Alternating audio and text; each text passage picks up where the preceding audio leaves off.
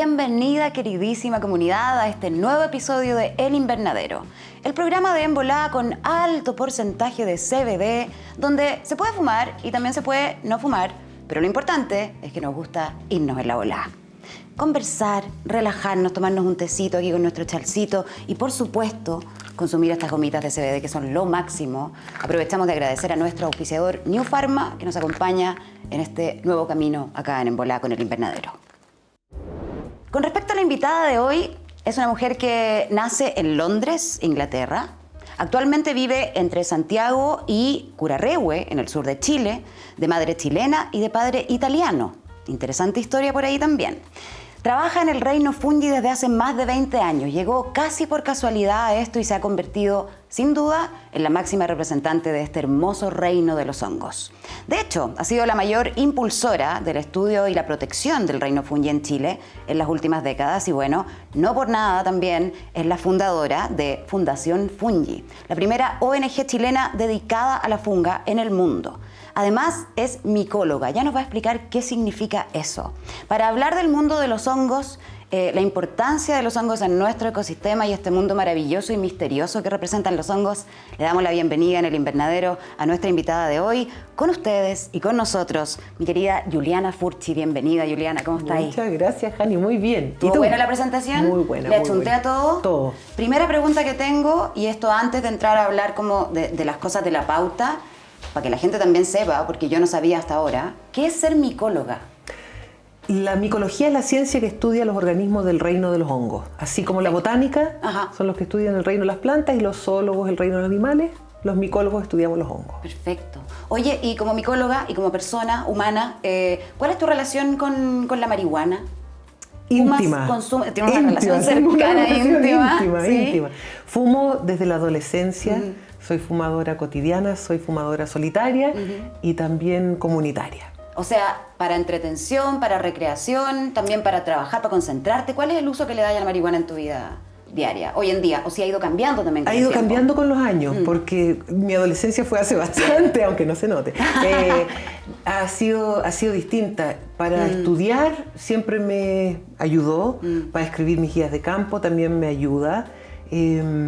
Hay momentos en la vida en que me ayuda para empezar el día y otros momentos en que me ayuda para terminar el día. Terminar el día también, sí, claro. Va cambiando y ha cambiado varias veces. Y es como una buena compañera para ti. Es una compañera para mí y ahí hace, digamos, la mayoría de los días de mi vida a estas alturas he fumado. ¡Qué seca! Así nomás. Oye, y esto, espérate, ¿ya has probado esto? Estas gomitas que son como de CBD. He probado gomitas de CBD, pero no en Chile. Ya. Estas específicamente no las he probado. No las he probado. En Estados Unidos he probado. Démosle, por favor. Hay que probar. De a uno, eso he aprendido. ¿Sí? No, dale dos, nomás dos. Gomitas de CBD. Ahí después en la mitad del programa vamos a comentarles si esto tiene efecto, por supuesto. Tienen rico sabor. Hoy son súper ricas. Sí, están bacanes. Me encantó. Muchas gracias a New Pharma, son muy buenas estas gomitas. Oye, y con respecto a la situación de es la forma de la gomita de eucaliptus, po. Por eso tiene esta forma. forma. Nosotros nos preguntábamos por qué tenía esta forma como de tapón para los oídos. Bueno, y es porque, bien New Pharma ahí. Muy bien. Con respecto a la marihuana también y como al estado, ¿no? que provoca. No sé por qué me imagino como en un bosque buscando hongo, como que tenéis que estar volado, ¿no? O no necesariamente porque necesitáis un nivel de concentración específico. ¿Cómo es ese trabajo de sumergirte como en la naturaleza a encontrar el reino hongo? Y si te sirve estar volado o no. Mira, uno cuando busca hongo es como crear una pieza de arte. Tienes que estar en un estado de apertura a un hallazgo.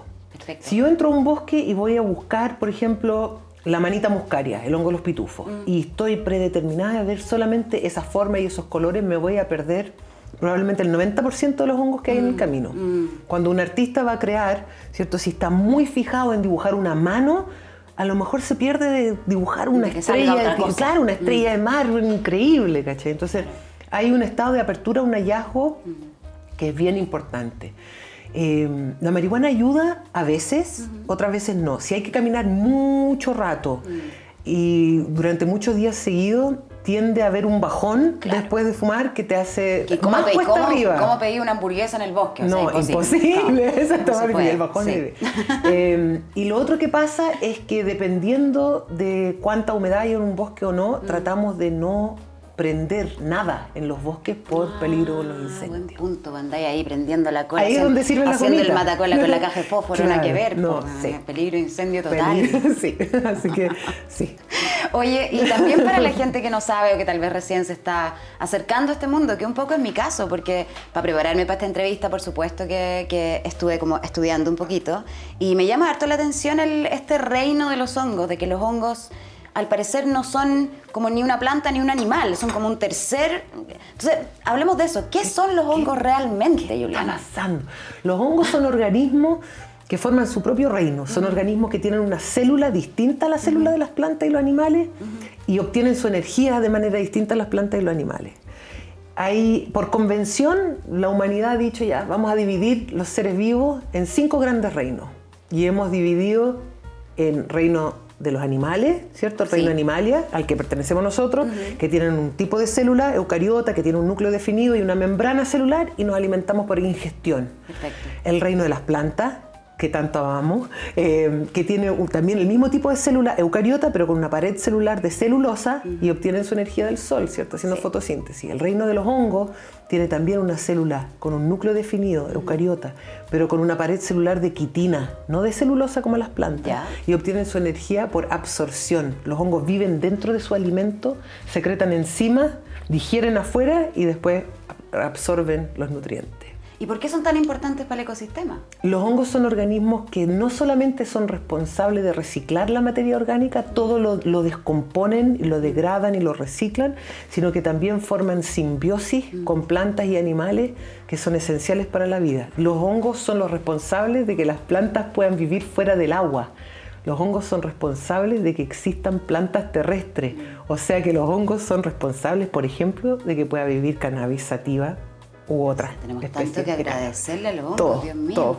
Espérate, y en un escenario espantoso del terror, ¿qué pasaría si los hongos se extinguieran, ponte tú, si no hubiera más? En un mundo... ¿Puede pasar eso? Así como no, estamos, digo. No, es más probable que nos extingamos nosotros antes que los hongos. Van a sobrevivirnos sin duda. Sí, nosotros somos una especie y ellos son un reino. En el reino de los hongos están las levaduras, los mohos, los líquenes, las setas, las orejas de palo. Son algunas de las formas. Entonces, en un mundo sin hongos no hay pan, no hay cerveza, no hay vino. ¿Qué? No hay chocolate, no hay salsa de soya. Todos los fermentos, todo lo que se fermenta es responsabilidad de los hongos. En un mundo sin hongos nada se descompondría.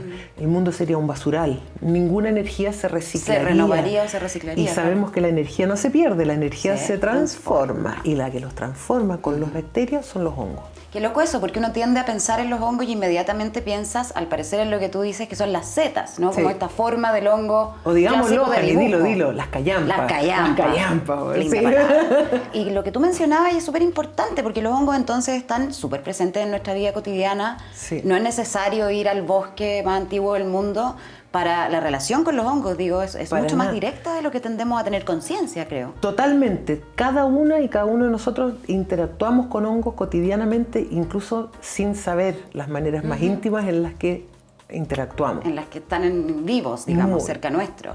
Es muy choro esto que tú mencionas acerca de su función en el ecosistema. Recuerdo una frase que te vi en una charla que hiciste en el Congreso Futuro y que decías que era tan importante dejar que las cosas se pudrieran. Sí. ¿Por qué es importante dejar que las cosas se pudran? ¿Y por qué podemos como resignificar esa frase, por esa imagen que tenemos también como de la putrefacción como si fuera una cosa mala, fea, horrible? ¿Y por qué es tan importante? Nos han enseñado por años que la descomposición, que la pudrición es un fin. Claro. Que es un final. Sí. Pero lo que sabemos es que con el final de cada cuerpo comienza el cuerpo de muchos otros organismos. No solamente la materia orgánica se tiene que podrir, se tienen que podrir las ideas, se tienen que podrir los ideales, las cosas se tienen que descomponer para recomponerse. Cada uno de nosotros pasa, y cada una, por toda una fase y un proceso de descomponer o de desconstruir lo que nos enseñaron los padres, por ejemplo, o lo que nos ha impuesto la iglesia. Esa descomposición, esa pudrición es lo que nos permite reconstruir, regenerar y avanzar.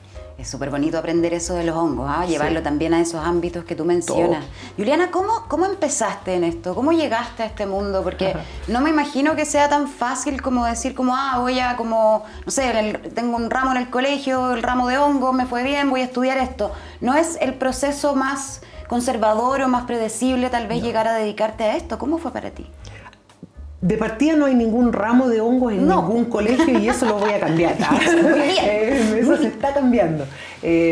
¿Cómo fue? Yo estaba buscando zorros en un bosque en Chiloé. Porque, ¿por qué no? ¿Cierto? ¿Qué quería ver un zorro? Ya. Yo estaba estudiando acuicultura. Y por muchos años trabajé para combatir los impactos ambientales y sociales negativos de la salmonicultura. Y en ese proceso de estudiar acuicultura, por los pasillos un día, vi un letrero que decía: se buscan voluntarios para muestrear el zorro chilote. Ya. Esta es la mía, dije, voy, fui la única que se postuló, y partí con mi profesor a buscar zorros en Chiloé y poníamos trampas, las agarrábamos, los zorritos, le poníamos un collar transmisor y los liberábamos y íbamos con una antena gigante, porque no era la época del GPS, como ahora. ¿no? La calle del Carné más o menos. Pero andábamos con unas antenas buscando la señal para ver cómo se movían, y en esos senderos veía hongos y quería saber quiénes eran, y no había ningún libro de hongos de Chile, y dije, yo lo voy a hacer.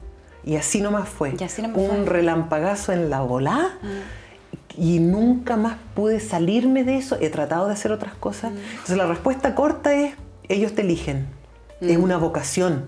Es cuando le preguntáis a alguien que trabaja en la urgencia en un hospital, ¿por qué no podía hacer otra cosa? Claro, yo ¿qué es lo que es para ti? Soy devota al reino de los hongos. Me debo a ellos, trabajo y dedico toda mi vida a ellos. Y si alguien quisiera dedicarse a lo que tú haces, ¿dónde se estudia esto? ¿Cómo uno se forma como micóloga o para saber de esto? Es difícil. Hoy día, felizmente, hay donde estudiar. Tienes que estudiar una carrera de biología y especializarte en alguna ciencia biológica o en ecología, y hay micólogos y micólogas a lo largo de Chile que están impartiendo cursos de posgrado, por ejemplo. Perfecto. En otros países del mundo también, siempre es a través de la biología con una mención en micología. O sea, se puede, chiquillos, si les interesa, se puede. Sí. Oye, ¿y cuál es la onda con los hongos que también poseen como un misterio? Uno cuando chico siempre le dicen que los hongos son peligrosos, que si te comís un hongo cualquiera te podés morir, ¿cachai? Como que encierran un misterio muy grande. ¿Hay como tabúes con respecto a los hongos en ese sentido? Hongos mágicos, hongos que te pueden matar, hongos que te puedes alimentar de ellos. ¿Cuáles son esos tabúes que tú crees que sería necesario también esclarecer, tal vez? Los hongos siempre han sido asociados a lo pagano. Entonces, Además, claro, han sido demonizados por la Iglesia Católica. Y la Iglesia Católica durante muchos siglos fue el cuerpo impulsor de la ciencia.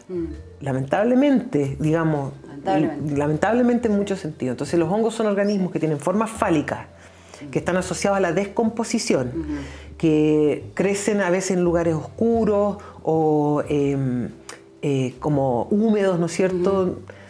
Y durante mucho tiempo se asociaron siempre además a esta como alteración de la conciencia. Y hay una dualidad, porque si uno lo piensa hoy día, ¿cierto? Estos organismos que son de uso ceremonial, que se han ocupado a lo largo de toda la historia de la humanidad para buscar lo celestial desde lo terrenal, la Iglesia Católica sigue haciéndolo. Hoy día la Iglesia comulga con pan y vino, y sin hongos no hay ni pan ni vino. Claro. Entonces, hasta el día de hoy, los católicos están buscando lo celestial desde lo terrenal, usando los hongos como vehículo. Pero ha sido esa asociación a lo pagano lo que ha sido combustible de un montón de mitos, de que los hongos son más bien dañinos, ¿no es cierto? Pero si uno ve, en el caso de los animales, hay mucho más muerte por animal que por hongo en el mundo. Y en el caso de las plantas también te puedes equivocar súper feo. Claro. Y hay muchos casos, hay casos conocidos como el cabro de Into the Wild, que se equivocó y se comió una hierba o unas berries, no sé, que se equivocó y murió.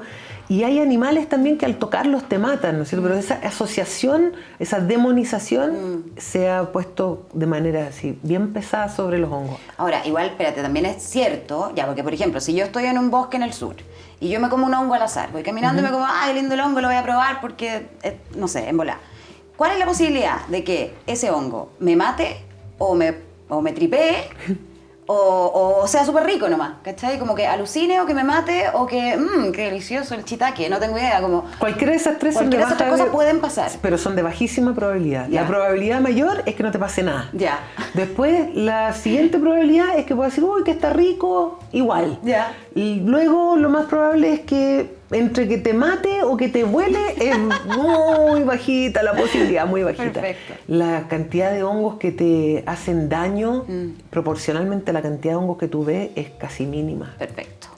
Y con respecto a los hongos, en términos de los viajes, ya más hablando de los hongos mágicos que se les llama, también, ¿por qué como esta idea del tratamiento, del uso de hongos como en microdosis, por ejemplo, para tratamientos terapéuticos que ayudan con la depresión, con los dolores de algunos cánceres o enfermedades así?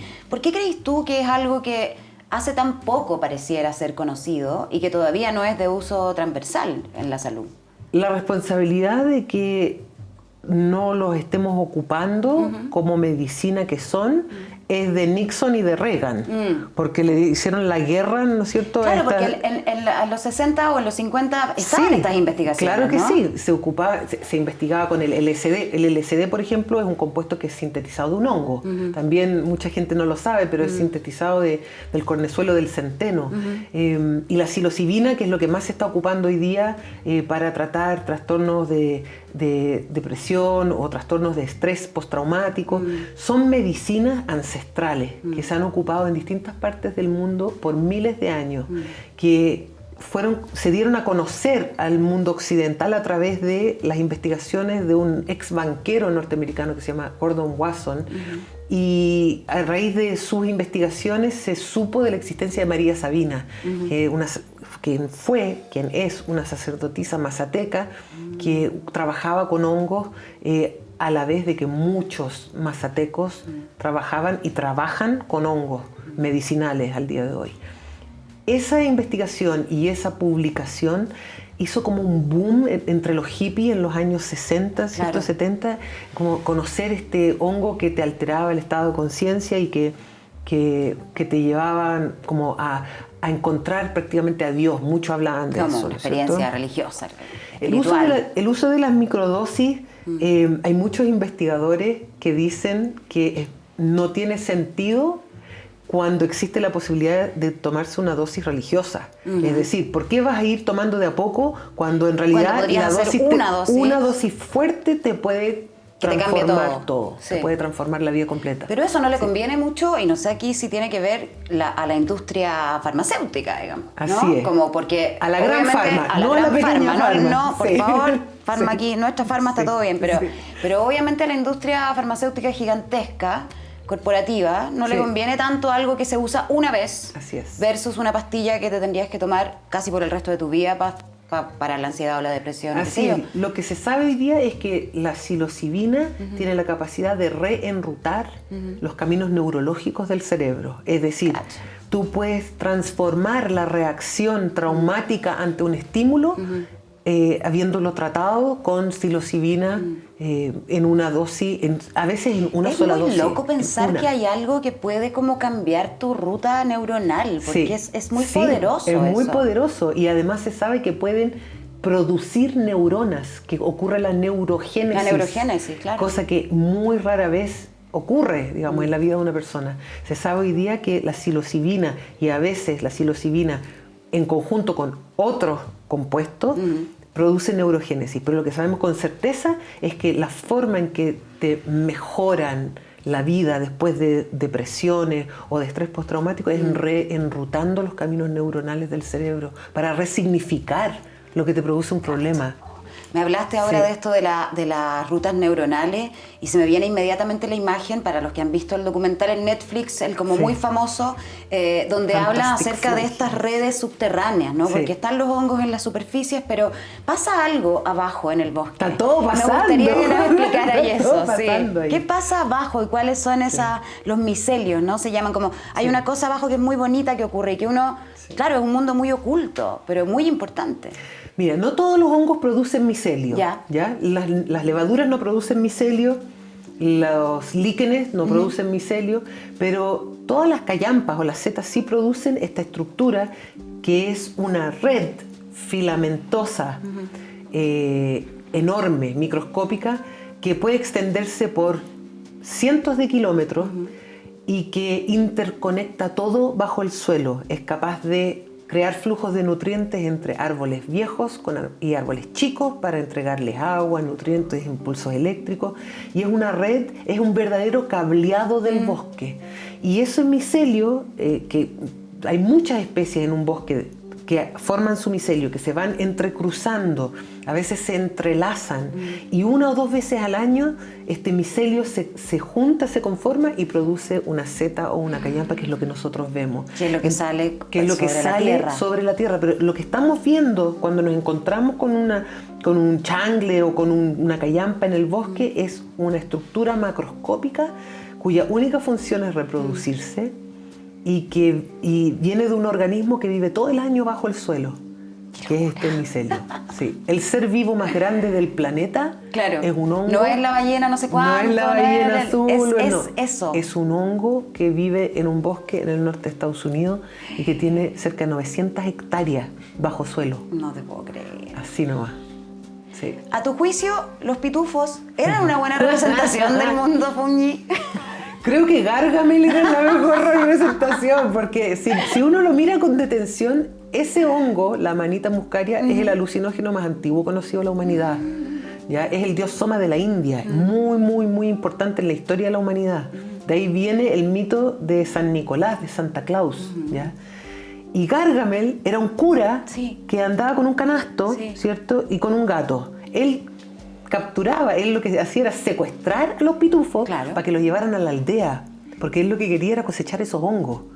Esos hongos son solamente alucinógenos. Unos pitufos. No hay otro, así que, todo pasando con Gargamel. A mí me cae bien. Grande Gargamel. Sí. Una polera que diga. Sí. Qué heavy. Sí. Oye, Juliana, tú has dicho, y lo eres claramente, la voz de los hongos, como la representante un poco de este mundo que es muy silencioso, Embajadora. ¿no? Embajadora, Embajadora, ya. Llamémosle sí. embajadora. Me podría ¿Qué decir. implica tener este rol? ¿Qué implica ser embajadora de los hongos? En el sentido de cómo es tu vida diaria también, cotidiana. Te toca mucho viajar. Sí. ¿Cuáles son esos espacios donde ser la voz de este reino fungi te ha llevado y te lleva? ¿Y cuáles son esos desafíos también? A ver, mi camino está determinado y condicionado por la misión de allanarle camino a los demás. Por lo tanto, no hago necesariamente lo que me gustaría hacer con los hongos, que es estar buscando y estando con ellos todos los días en los bosques, sino que mi vida y mi trabajo tiene mucho, la mayor parte es construir con un equipo el camino y las plataformas para que todos y todas los que vengan no se encuentren con los problemas que tuve yo para estudiar. No había dónde estudiar, no había con quién conversar, no había libro que revisar. Entonces, mi vida está siempre al servicio de construir plataforma micológica para las personas que les interese este reino.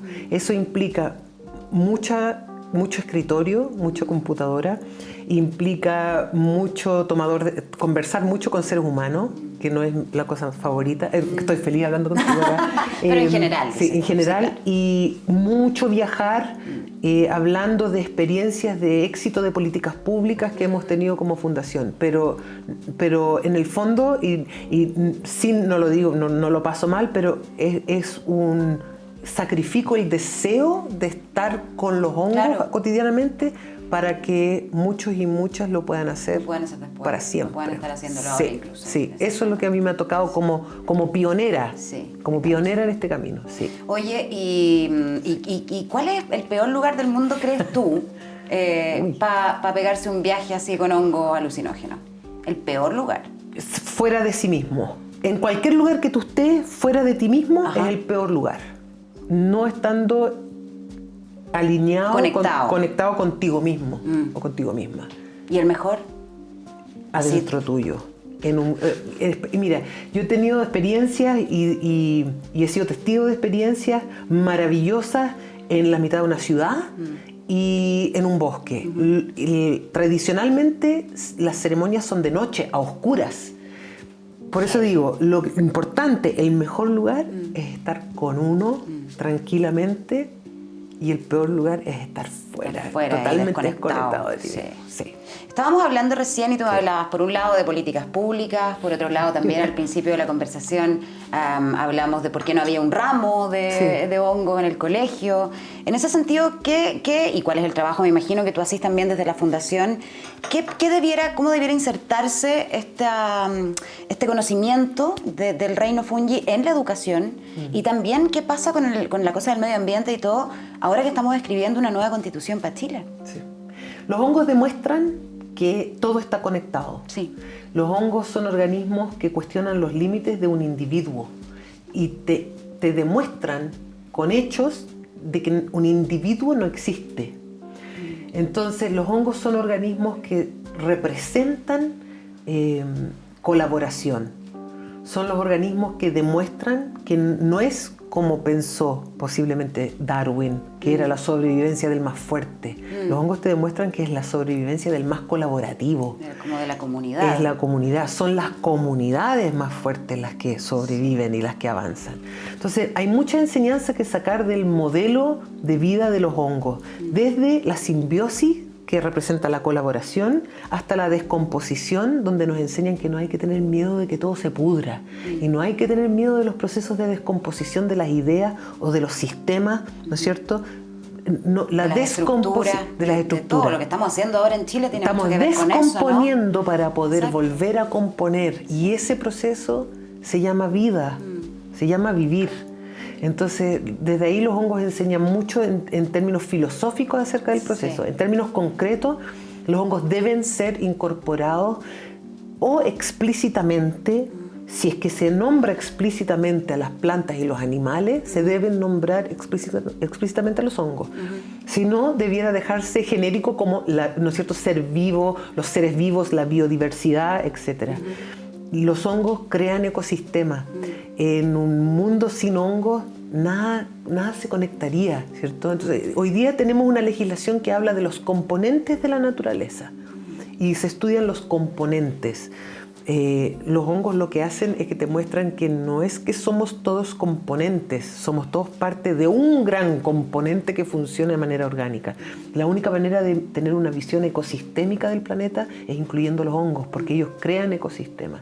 Así que es de todo el interés de nuestro país que los hongos sean incorporados explícitamente o al igual que los otros organismos de manera agrupada, y que siga Chile en su camino pionero en conservación de hongos. Chile es el único país del mundo que tiene a los hongos incluidos en su legislación ambiental. Ah, mira, sí. Eso es importante. Chile la lleva en la conservación de hongos. ¿Y hay hongos chilenos como nativos que son solo de acá?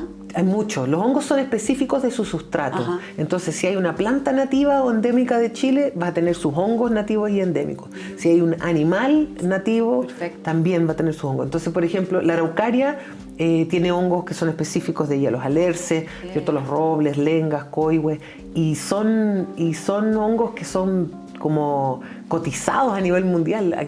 Los micólogos y las micólogas vienen a ver los hongos, los digüeñes que nosotros vemos. ¿Verdad? Los digüeñes son una especie que habla de una historia planetaria que pocos hongos hablan. Los digüeñes existen en el cono sur de Sudamérica y en Australia y Tasmania, Papúa Nueva Guinea y sería. Y es porque cuando existía el supercontinente Gondwana y estaban los continentes pegados, sí, existían los árboles notofagus con los digüeñes, y cuando la Tierra se movió y los continentes se separaron, los hongos se fueron con las plantas. Perfecto. Sí, tenemos... ¿Cómo opera la situación de, por ejemplo, descubrir un hongo? Porque me imagino que es infinito, ¿no? Como que no deben estar todos registrados, no todos tienen nombre. No. Es como la galaxia un poco, como que la gente va encontrando estrellas nuevas, le pone nombre. ¿Cómo sucede eso? ¿Quién lo hace? Me imagino que los micólogos, pero ¿cómo se le ponen los nombres a los hongos, por ejemplo? ¿Y cómo sabí si encontraste un hongo que nadie había encontrado antes? Los hongos, mira, la gente pregunta, oye, los hongos mágicos. Yo siempre digo, todos los hongos son mágicos porque tú tienes que coincidir con ellos. Cuando tú te encuentras con un hongo en un bosque y lo puedes ver, estás coincidiendo en un momento el ser humano con esa especie en su forma visible. Pero esa forma visible a veces dura 1 o 2 días nomás. Claro. Y tienes que coincidir ahí. ¿Cómo saber si alguien más lo ha visto? En general hay que revisar la literatura, Ajá. ¿cierto? Y por sobre todas las cosas hay que revisar el ADN. Hay que hacer un análisis del ADN de ese hongo. Ya. Hoy día existen bases de datos enormes donde tú puedes meter una secuencia molecular de una especie de hongo y ver si alguien más Si la ha alguien más encontrado. ya la había visto registrada. Si no está, o a veces sí está y no le han puesto nombre. Ajá. ¿Ya? Entonces, si no está ahí, lo más probable es que sea una especie nueva. Revisaste la literatura y revisaste la base de datos molecular, no está, empiezas el proceso de describirlo. Ya. Y eso tenés que dibujar y anotar características microscópicas y además macroscópicas y su ADN. Y muchas veces, la mayoría de las veces se hace como un poco en simbiosis con otros micólogos y micólogas. Una persona... También en comunidad. También en comunidad, Obvio, sí. claro, claro Y que el nombrarlo, en general el primer nombre está dado. Están como casi todos descubiertos los géneros. Ya. O ya describir un género nuevo, ¿no? Como nosotros somos Homo sapiens, el género sería Homo, esa primera parte. Sí. Describir un nuevo género de muchos organismos toma más trabajo, es distinto. Pero ponerle ese segundo nombre, en el caso nuestro que es Sapiens, tiene un código de nomenclatura, hay reglas. Ya. No le puedes poner cualquier cosa. No le podéis poner cualquier cosa. Tiene que tener que ver con sus características, con el lugar donde está, Ya. con alguien importante. No le puedes poner tu nombre. Yo te iba a decir al tiro como poner un hongo, el hongo Juliana. Yo como no le puedo obvio. poner mi nombre, porque es una regla. Otra persona le puede poner mi nombre. Ya, pero tú no te puedes... Me gusta eso, sí. ¿ah? Una Entonces, cosa del ego te ahí, pueden muy dedicar bien. una especie, Ya. tú puedes dedicar Qué una romántico. especie. Sí, no, sí, es muy romántico. A mí me han dedicado ¿Te han especies, dedicado sí, especies? pero no de ese tipo de romanticismo, pero igual, Ya. igual, sí. Igual, emocionante, Igual emocionante. emocionante, sí. Entonces ese es el proceso y después tú lo describes y lo inscribes en una base de datos en el Index Fungorum. ¿Y te ha tocado a ti nombrar Me ha algún hongo? tocado, sí, ¿Y me cómo- ha tocado. y cómo le has puesto? ¿Qué hongos nombraste? Yo nombré una especie que se llama Amanita galáctica. Yo le puse galáctica. Nombre bueno. Sí, bueno, también. Bueno, no sé si, cuando conocí la especie, estaba nevando, hacía un frío, lo vi desde el auto. Ya. Y me bajé, nadie más se bajó porque hacía mucho frío. Y dije, no, esta no me la pierdo. Es la mía, claro. Y la miré, así como la de los pitufos, que es roja con puntas blancas, pintitas blancas. Esta era negra, oscura con pintas blancas. Y inmediatamente Ay, qué era como lindo. mirar la galaxia. Sí, Y le puse ya, galáctica.